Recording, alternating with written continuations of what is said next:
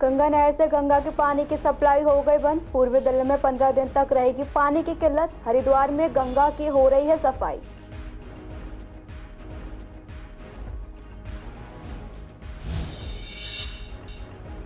रामलीला देखकर वापस आ रहे युवकों पर कहासुनी में चला चाकू। दो भाइयों पर चाकू से किया गया कई बार वार। एक भाई की मौत, दूसरा भाई गंभीर रूप से घायल।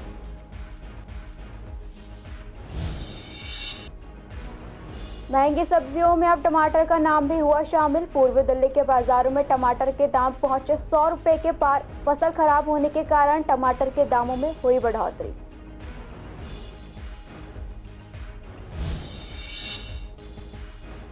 भगवान राम, माता सीता और भाई लक्ष्मण के साथ लौटे अयोध्या। रावण वध के बाद भगवान राम की हुई अयोध्या वापसी। बालाजी रामलीला में प्रभु श्री राम की वापसी पर किया गया दिवाली का मंचन। कृष्णानगर में रक्तदान शिविर का हुआ आयोजन। लोगों ने ब्लड डोनेशन कैंप में बढ़ चढ़कर लिया हिस्सा। हेल्थ 24 एनजीओ द्वारा किया गया शिविर का आयोजन। कार्यक्रम में सीसीएन के एमडी वीरेंद्र गौड़ और पूर्व हेल्थ मिनिस्टर डॉक्टर हर्षवर्धन रहे मौजूद। नमस्कार, आप देख रहे हैं सीसीएन लाइव। मैं हूं आपके साथ दुर्गा शर्मा। आप सभी का स्वागत है हमारे खास कार्यक्रम पूर्वी दिल्ली खास में। बुलेटिन की शुरुआत करेंगे पूर्वी दिल्ली की कुछ अहम खबरों के साथ। गंगा नहर की सफाई के लिए शनिवार रात 12 बजे हरिद्वार से गंगा नहर को बंद कर दिया गया। गंगा नहर बंद होने के बाद पूर्वी दिल्ली और दक्षिण दिल्ली के साथ साथ एनसीआर की कई कॉलोनियों में भी पानी की सप्लाई बंद हो गई है। इन सभी जगह पर अब वैकल्पिक जगह से पानी की सप्लाई होगी। अभी नहर में जितना पानी है उससे एक दिन और पानी की सप्लाई हो सकती है। ऐसे में सोमवार से लोगों को गंगा जल नहीं मिलेगा। पूर्वी दिल्ली में हैदरपुर से और दूसरे स्रोतों से पानी की सप्लाई की जाएगी। दशहरे के समय किसानों को पानी की जरूरत कम रहती है, जिस वजह से हर साल इस दौरान गंगा नहर की सफाई की जाती है। गंगा नहर से यमुना पार के गोकलपुरी में भागीरथी वाटर ट्रीटमेंट प्लांट और सोनिया विहार ट्रीटमेंट प्लांट में पानी की सप्लाई की जाती है। इन प्लांटों से दक्षिण दिल्ली की गई कॉलोनियों में भी पानी की सप्लाई की जाती है। सूर्यनगर, चंद्रनगर, ब्रज विहार, कौशाम्बी, श्याम पार्क, लाजपत नगर, भोपुरा, डीएलएफ, इंद्रप्रस्थ आदि क्षेत्रों में प्रताप विहार से गंगा जल की सप्लाई की जाती है। प्रताप विहार प्लांट को स्टोरेज क्षमता 150 क्यूसेक पानी है। शनिवार रात 12 बजे हरिद्वार से गंगा नहर बंद कर दिया गया है। सोमवार सुबह से लोगों को गंगा जल की आपूर्ति नहीं होगी। कई इलाकों में दिन में 2 बार की बजाय 1 बार ही पानी की सप्लाई की जाएगी। दिवाली के बाद गंगा जल की सप्लाई फिर से शुरू हो जाएगी। 12 अक्टूबर से 2 नवंबर तक गंगा नहर बंद रहेगी। इस दौरान गंगा नहर की सफाई होगी। गंगा जल नहीं मिलने पर मजबूरी में लोगों को इस पानी को ही खरीदना पड़ता है। उत्तर पूर्वी दिल्ली के थाना हर्ष विहार अंतर्गत एक मर्डर का मामला सामने आया। मिली जानकारी के मुताबिक 2 भाई कल रात रामलीला देखकर वापस आ रहे थे। तभी लगभग 8:30 के करीब वहां उनकी किसी से कहासुनी हो गई, जहां उन दोनों पर चाकू से वार कर दिया गया। बता दें, मृतक की पहचान अंकुश के रूप में हुई है। वहीं घायल हिमांशु अभी अस्पताल में भर्ती है। वो प्रताप नगर के रहने वाले थे। दोनों भाइयों के चाकू से वार किया गया, जिसमें कि एक की मृत्यु हो गई और एक गंभीर रूप से घायल है, जिसे जीटीबी अस्पताल में भर्ती कराया गया। जानकारी के मुताबिक युवकों पर 7 से 8 बार वार किया गया। दिल्ली में किचन से टमाटर गायब होने के कगार पर है, क्योंकि पिछले दिनों जितनी तेजी के साथ इसके भाव बढ़े हैं, उससे अब यह आम आदमी की पहुंच से बहुत ज्यादा दूर है। दरअसल टमाटर की कीमतों में मानसून के बाद बढ़ोतरी देखने को मिली। फिलहाल दिल्ली में सबसे महंगी सब्जियों में अब टमाटर का नाम भी शामिल हो चुका है। अब इसके दामों में और बढ़ोतरी देखने को मिलेगी। इसी को लेकर सीसीएन संवाददाता ने दुकानदारों से बात की। कारोबारियों के मुताबिक बेंगलोर, हिमाचल प्रदेश, मध्य प्रदेश और हरियाणा की फसल खराब होने के कारण इनकी आवक कम हो गई है, जिसके कारण थोक मंडी में ही टमाटर अभी 70 से 80 रुपए किलो मिल रहा है, जो कि बाजारों तक पहुंचते पहुंचते लोगों को 100 रुपए से लेकर 120 रुपए किलो तक मिल रहा है।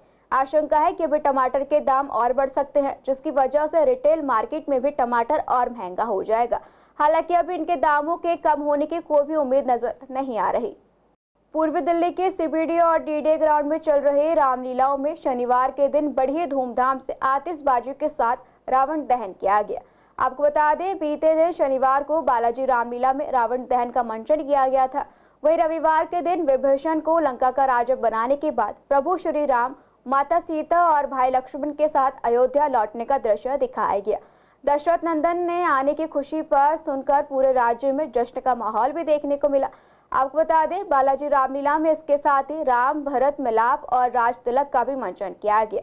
इसके साथ ही रविवार के दिन रामलीला और मेले का आखिरी दिन रहेगा।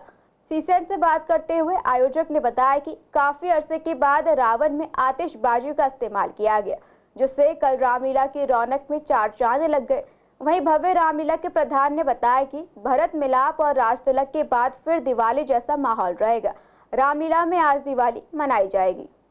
वो आज का जो दृश्य है वो राज तिलक का है, भरत मिलाप का है। पहले जो है भरत मिलाप होगा और उसके बाद होगा राज तिलक। और जो ये दृश्य है बहुत सुंदर होता है।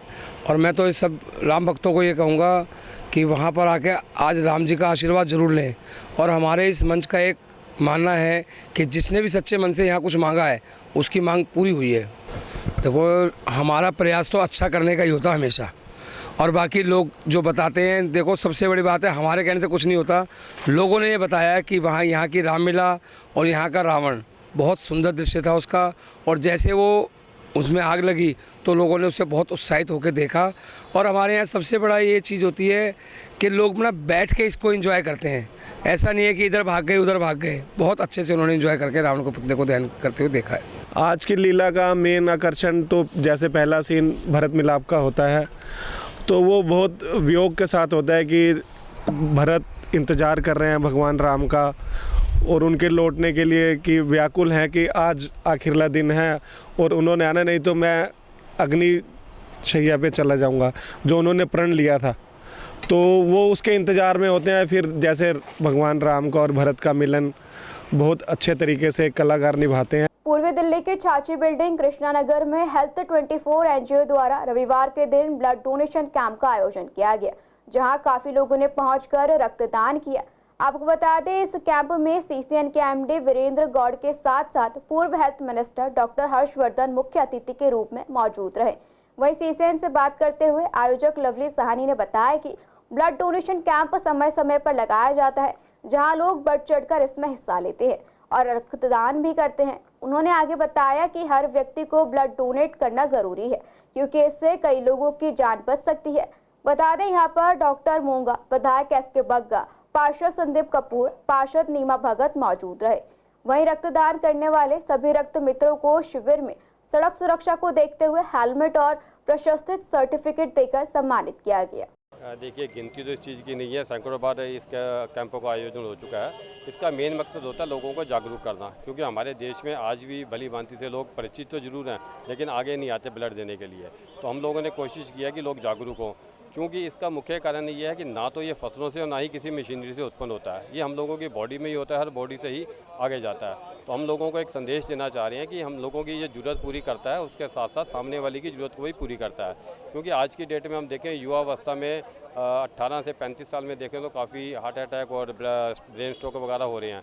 उसका मुख्य कारण है कि खून जब हम लोगों का गाढ़ा हो जाता है, उसको पतला करने के लिए हम मेडिसिन का सहारा लेते हैं। मिस्टर लवली सहानी की पूरी टीम की तरफ ये कैंप लगा है। एक नहीं, कई कैंप लगा चुके हैं। लोगों को ब्लड जो दे रहे हैं, लेने वाले भी हैं जो उसमें धक्के खाते हैं बेचारे। तो ये संस्था हेल्प करती है सबकी, जिसको जरूरत पड़ती है उसको कूपन देते हैं, ब्लड मिल जाता है। देखिए, रक्तदान महादान है और मैं भी साल में 2 बार रक्त देता हूँ। आज भी मैंने ब्लड डोनेट किया है। जो भी स्वस्थ व्यक्ति है और जिसका 50 किलो से ज़्यादा वेट है, 12 पॉइंट से ज़्यादा हीमोग्लोबिन है, कोई शुगर या ऐसी बीमारी नहीं है, वो स्वस्थ व्यक्ति ब्लड डोनेट कर सकता है। और इसका फ़ायदा ये रहता है कि जब आप ब्लड डोनेट करते हो तो पुरानी कोशिकाएं चली जाती हैं, नई ब्लड सेल्स बनते हैं, तो उससे शरीर में और स्फूर्ति आती है। जिसका हीमोग्लोबिन 12 है वो ब्लड दे सकता है, जिसका वेट 50 किलो वो ब्लड दे सकता है, जिसको बीपी एंड शुगर नहीं है वो ब्लड दे सकता है, जिसको 6 महीने के अंदर मलेरिया ना हुआ हो वो ब्लड दे सकता है, टाइफाइड ना हुआ हो। तो उसमें इसको आप जस्टिफाई मत करिए, महिला और पुरुष कोई भी वो व्यक्ति ब्लड दे सकता है जो स्वस्थ है। देखो, ब्लड कोई ऐसी चीज़ तो है नहीं जो किसी फैक्ट्री में बनती हो, और हजारों लोगों को रोज़ ब्लड की जरूरत पड़ती है हर जगह पर, किसी ऑपरेशन के लिए, किसी डिलीवरी में, किसी को कैंसर है, किसी को कोई और बीमारियां हैं या खून की कमी है। तो उनको जब ब्लड देना पड़ता है तो किसी न किसी व्यक्ति का दिया हुआ ब्लड ही इनको दिया जा सकता है। तो इन कैंप्स की सार्थकता ये है कि अगर आप पूरे देश का कोटा हिसाब लगाएं तो अगर 100 लोगों को ब्लड की ज़रूरत पड़ती है तो 40 लोग तो वॉलंटरी ब्लड डोनेशन वाले होते हैं जो कि ऐसे कैंप्स के अंदर आते हैं। जो उन्होंने ब्लड कैंप का आयोजन किया वो रियली बहुत ज़्यादा सराहनीय कार्यक्रम है और न सिर्फ इससे मतलब लोगों को ब्लड देने के लिए अपना आगे आना चाहिए क्योंकि ब्लड से देने से कोई नुकसान नहीं है, एक दिन में ही ब्लड सर्कुलेशन दोबारा बन जाता है। कृष्णा नगर में जो है कैंप चल रहा है हेल्प 24 का NGO, तो मैंने तो 76 टाइम ब्लड दे दिया, 17 बार प्लेटलेट दे चुका हूँ कैंसर पेशेंट्स को और अंगदान के फॉर्म भर चुका हूँ। तो हमारा नारा है जीते जी रक्तदान मरणोपरांत अंगदान। मैं युवाओं को ये मैसेज देना चाहूँगा, हमें हमेशा अपना ब्लड देना चाहिए, डोनेट करना चाहिए, क्योंकि देखिए जो हमारे खून होते हैं, ऑर्गन्स होते हैं, हम जो दवाई से लेते हैं उसको खून पतला करने के लिए, वो हमारे लिए नुकसान है। हम ब्लड डोनेट करेंगे जो हमारा गाढ़ा खून है वो पतला होगा और हमारा शरीर भी सही रहेगा उससे। नहीं, हर साल करते रहते हैं हम तो 6-6 महीने में करते रहते हैं। जहाँ कैंप लगता है BJP का लगता है या कोई सिविल का लगता है, कहीं लगता है तो हमें जहाँ मैसेज मिलता है या हमारे मालूम पड़ता है वहीं पहुँच जाते हैं। यहाँ तो दूसरी बार दे रहा हूँ। कैसा लगता है मतलब ब्लड? नहीं, ब्लड देना चाहिए एक्चुअली, हर इंसान को ब्लड डोनेट करना चाहिए। बाकी लवली सानी जो है जिन्होंने ऑर्गेनाइज़ किया है वो तो प्रेरणा के स्रोत है हर इंसान के लिए। वो अच्छा काम करते रहते हैं और हर 3 महीने बाद वो ब्लड डोनेशन कैंप लगाते रहते हैं। AJCR एनक्लेव के सीनियर सिटीजन क्लब में नए मतदाता पंजीकरण, मतदाता पहचान पत्र आवेदन और मौजूदा मतदाता पहचान पत्रों में सुधार के लिए एक विशेष शिविर का आयोजन किया गया। शिविर का आयोजन विधायक OP शर्मा, पार्षद रमेश गर्ग, RWA, AJCR और वरिष्ठ नागरिक कल्याण क्लब के सहयोग से किया गया। आपको बता दें, शिविर में नए मतदान पहचान पत्र के रजिस्ट्रेशन और वोटर ID कार्ड में बदलाव कराने के लिए कई लोग पहुंचे। CCN से बात करते हुए विधायक OP शर्मा ने बताया कि हर एक वोट कीमती है, ऐसे में कोई भी मतदाता किसी वजह से वोट ना दे सके तो काफी दुखद होगा, इसलिए इस कैंप का आयोजन किया गया है। ये कैंप 2 दिनों के लिए लगाया जा रहा है, जो कि रविवार से लेकर सोमवार तक लगा रहेगा। यहाँ लोगों ने सुबह से ही पहुंचकर शिविर का लाभ उठाया। लोगों में अवेयरनेस और जिन लोगों के वोट नहीं बने, जो बच्चे 18 साल से बड़े हो गए, जो बच्चियाँ शादियों के यहाँ आई हैं या किन्हीं कारणों से किसी के वोट अगर नहीं हैं तो उन सबके वोट हम RWA के साथ मिलकर लोगों को, सीनियर सिटीजन और RWA के साथ मिलकर हम ये चाहते हैं कि हर आदमी का वोट का जो उसका अधिकार है वो उसको मिले, इसलिए हम चाहते हैं यहाँ वोट बने। नहीं, पहले भी जब पीछे इलेक्शन हुआ है तो कुछ लोग परेशान थे, किसी के वोट नहीं थे, बूथ पे आकर वापस चले गए, पोलिंग स्टेशन पे आकर वापस चले गए। तो हमारी ये कोशिश है कि पब्लिक की भागीदारी इलेक्शन में बढ़े, इस करके हमारी प्रयास है कि हर बूथ पे जाएं और जो भी वोट बनना है, कटना है और कोई करेक्शन है वहीं पे उनको सुविधा मिलेगी। आज हमने RWA के पास काफ़ी लोगों की ये आ रही थी कि काफ़ी वोट बाहर से आए हैं, लोग शिफ्ट हुए हैं, तो वोट में करेक्शंस, नए वोट बनाने के लिए उन्होंने हमसे कहा था। तो हमने अपने विधायक जी को रिक्वेस्ट करी थी, तो आज उनके माध्यम से, RWA के माध्यम से, सीनियर सिटीजन के माध्यम से यहाँ पे एक कैंप लगाया गया है जिसमें 10 बजे से शुरुआत हुई है और आधे घंटे में ही 30 से लोग आ चुके हैं। तो हमारा ये 2 दिन का कैंप लगने वाला है जिसमें जितनी भी समस्याएं वोट के संबंधित हैं, चाहे वो करेक्शन की हों, चाहे वो नए वोट की हों, चाहे वो एड्रेस चेंज की हों, किसी भी चीज़ के लिए हम लोग यहाँ बैठे हुए हैं और समस्याओं को दूर करने के लिए RWA प्रयासरत है। मेरा मिसप्लेस हो गया था, वोटर कार्ड बना हुआ था तो मैंने रिपीट करवाया सेम डाटा और बहुत अच्छा काम हो गया। I am very satisfied. कुछ नहीं, नाम चेंज कराना, न्यू एड्रेस था तो नेम चेंज कराना और एड्रेस चेंज कराना है। अच्छा, तो कहीं बाहर से मतलब आप आए हैं? हाँ जी, 1 साल हो गया। बहुत फ़ायदेमंद है, इजी टू यूज़ है, मतलब इजी हो गया बहुत। पहले जाना पड़ता था बिल्कुल कॉलोनी के अंदर ही हमारा। नवरात्रि के 10वें दिन दशहरा का त्योहार सभी ने बड़ी ही धूमधाम से मनाया। वहीं दूसरी तरफ झिलमिल स्थित काली मंदिर और दिलशाद गार्डन में लगे दुर्गा पंडाल में रविवार को मां दुर्गा की प्रतिमा को विसर्जित करने से पहले बंगाली समाज ने सिंदूर खेला मनाया, जहां महिलाओं ने एक दूसरे को सिंदूर लगाकर विजयादशमी की शुभकामनाएं भी दी। इसके बाद सभी ने नाच गाने के साथ दुर्गा पंडाल की प्रतिमाओं का विसर्जन बड़ी ही धूमधाम से किया। बता दें, सबसे पहले भक्तों ने सिंदूर खेला किया, जिसमें महिलाएं एक दूसरे को सिंदूर लगाती हैं और ढाक की धुन पर नाचते हैं। यहाँ मौजूद श्रद्धालुओं ने बताया कि दुर्गा जी का विसर्जन काफी दुखद और खुशी दोनों का माहौल होता है। इसमें मां की प्रतिमा को सिंदूर लगाया जाता है, उनकी पूजा की जाती है और फिर उन्हें नाचते हुए विदाई देते हैं। इसी को लेकर आयोजकों ने जानकारी दी कि नियमों के मुताबिक यमुना जी में विसर्जन की मनाही है, इसलिए मंदिर प्रांगण में ही आर्टिफिशियल तालाब बनाकर मूर्ति का विसर्जन किया गया ताकि पर्यावरण को भी कोई नुकसान ना हो।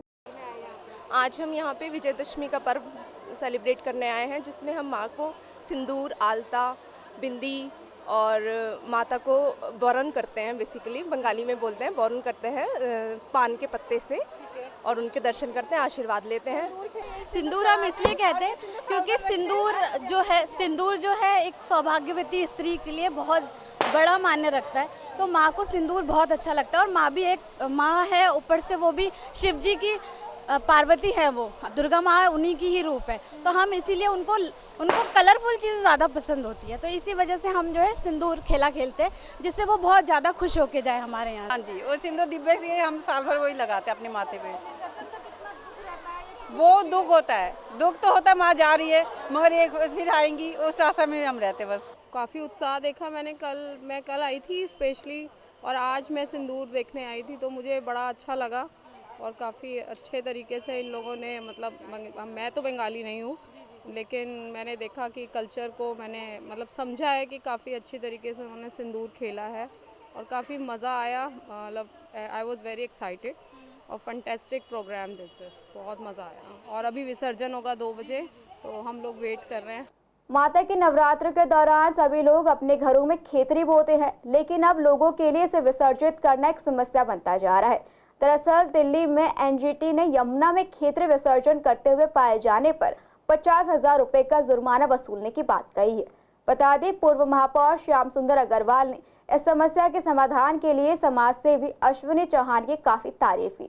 बताते चले कि समाज सेवी अश्विनी चौहान ने क्षेत्रवासियों की समस्या को समझते हुए BC रिक्शा के जरिए घर घर जाकर पूजा से जुड़ी सामग्री के साथ साथ लगभग 2000 घरों से खेतरी एकत्र की है, जिन्हें कल सुबह यानी कि सोमवार को 9 बजे ट्रक के माध्यम से हरिद्वार ले जाकर मां गंगा में विसर्जित किया जाएगा। बता दें, इस सिलसिले में अश्विनी चौहान मयूर ध्वज अपार्टमेंट गीता कॉलोनी पहुंचे, जहां सोसाइटी के सचिव सुनील जैन ने उनकी अगुवाई कर घर घर से खेतरी एकत्रित में सहयोग किया।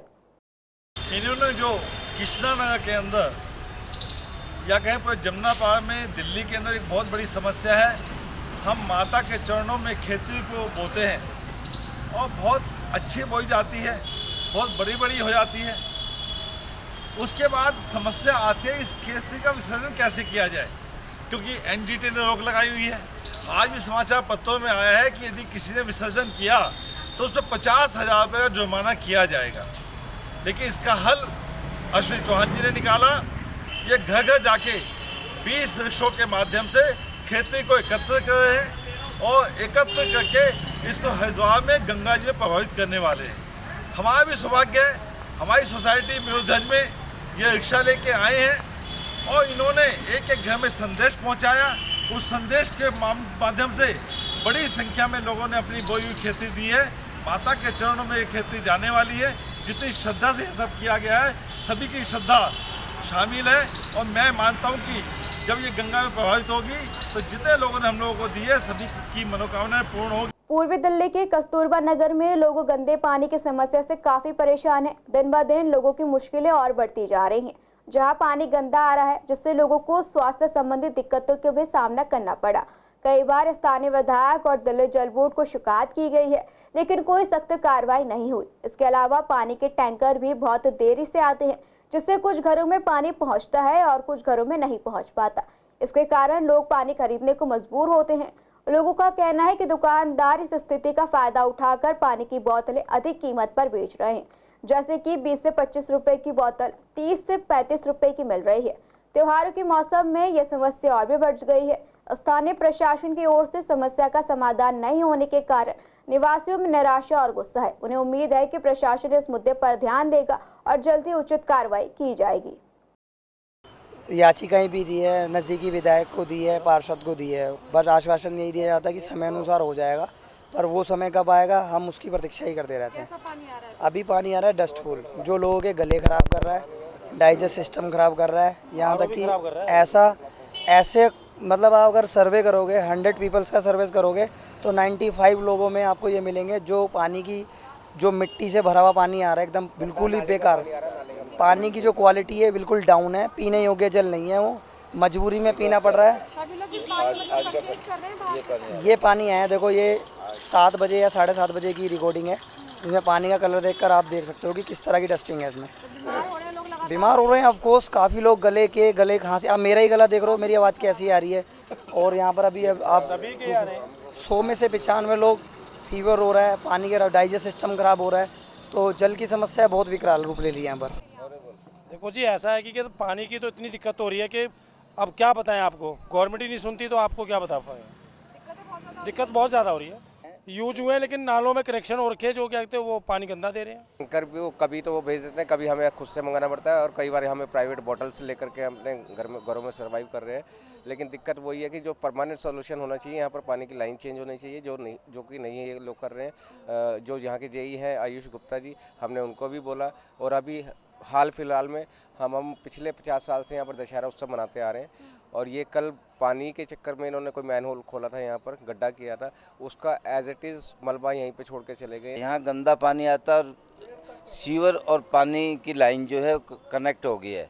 उसमें जो सीवर का गंदा पानी है वो भी उसके अंदर ही मिल के आता है और सभी लोग बीमार हो रहे हैं। लोगों के बच्चों के नमूनिया वगैरह और इतनी बीमारियां फैल रही हैं कि बहुत ही ज़्यादा लोग रोज़ समस्याएं लेके आते हैं। और हम लोग हमारे एमएलए साहब के पास भी गए हैं, उन्होंने भी आश्वासन दिया है और यहाँ पे आके पैमाइश भी कर गए कि नई लाइन डालेंगे आपको पानी की। 2 महीने हो गए हैं, अभी हम रिसेंटली परसों फिर गए थे उनके पास कि यहाँ पे पानी की लाइन डालने। नहीं, अभी कोई काम शुरू नहीं हुआ, खाली आश्वासन के अलावा हमारे पास कुछ भी नहीं। आईपी एक्सटेंशन के एकता विहार ग्रुप हाउसिंग सोसाइटी की एकता लेडीज ग्रुप ने नवरात्रि के मौके पर बीते शुक्रवार शाम रंगारंग सांस्कृतिक कार्यक्रम का आयोजन किया, जिसमें निया सागर और नयन सागर द्वारा गणेश वंदना प्रस्तुत की गई। इस कार्यक्रम में कई लोग मौजूद रहे। बता दें, कार्यक्रम में 15 साल से लेकर 70 साल की महिलाओं ने डांडिया जैसे कई कार्यक्रम प्रस्तुत किए। इस कार्यक्रम में सफल बनाने में मुक्ता, सरिता खन्ना, अंजना जैन, दीपा सागर, नूरा मेहरा, डॉक्टर अंजू, नीरू रॉयल समेत कई महिलाओं ने भाग लिया। बता दें, ऐसे सांस्कृतिक कार्यक्रम एकता विहार की महिलाएं समय समय पर करती रहती हैं। फिलहाल पूर्वी दिल्ली खास में इतना ही। खबरों के लिए बने रहिए CCN लाइव के साथ।